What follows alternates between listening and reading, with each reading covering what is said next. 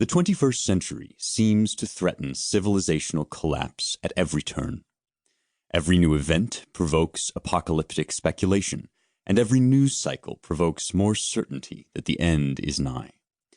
The fall of Kabul may serve as a bookend for the era of U.S. global power, wrote Robin Wright in The New Yorker. What we have seen is the end of the West's triumph and its dominance, declared Juan Manuel Ospina as Russian forces made their way into Ukraine. Was January 6th the beginning of the end of America? Asks Brian Bethune in Maclean's, discussing Canadian essayist Stephen Marsh's book, The Next Civil War. Coronavirus makes America seem like a civilization in decline, writes Noah Smith in Bloomberg. Log on to Twitter and, predictably, the panic gets worse. Russia's invasion of Europe is life or death for Western civilization, declared one user to the tune of more than 6,000 likes. Whether the culprit is white nationalism, or cancel culture, or COVID-19, or the election of Joe Biden, the constant refrain seems to be that America and the West will soon be history. To be fair, the West is always on the verge of collapse. The world being what it is, war and self-sabotage have a way of deflating even the grandest civilizational ambitions.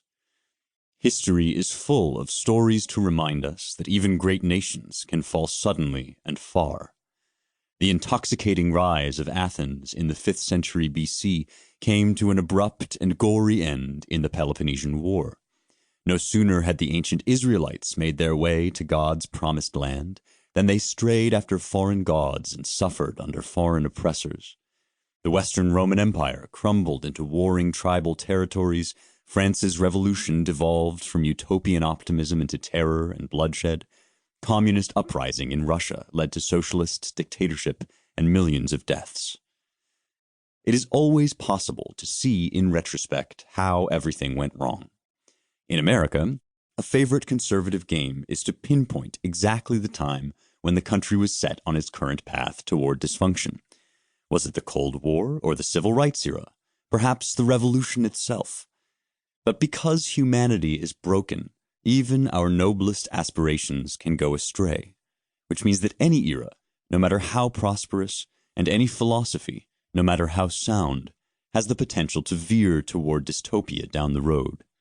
Look closely, and you can see the beginnings of destruction even in the best of times. Some of this may just boil down to a natural human tendency for nostalgia. We are always prejudiced against the present, inclined to think our best days are behind us.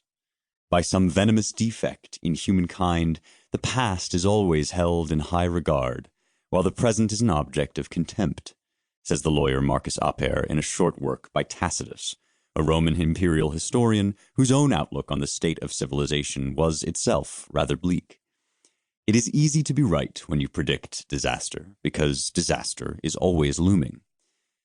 On the other hand, disasters really do happen, and cultures really do weaken and die. It will not suffice to shrug off every warning of decline as so much more reactionary hysteria, for the simple reason that sometimes decline actually is happening. Virtue and beauty are delicate things. They require constant maintenance, and humanity is rarely up for the job. At all times, sincere friends of freedom have been rare, wrote Lord Acton. Even when the friends of freedom triumph, they must do so in negotiation with a fallen world which will, in the end, bring everything man-made to ruin. No one and nothing lives forever, not even nations. In our day, signs of impending collapse are everywhere.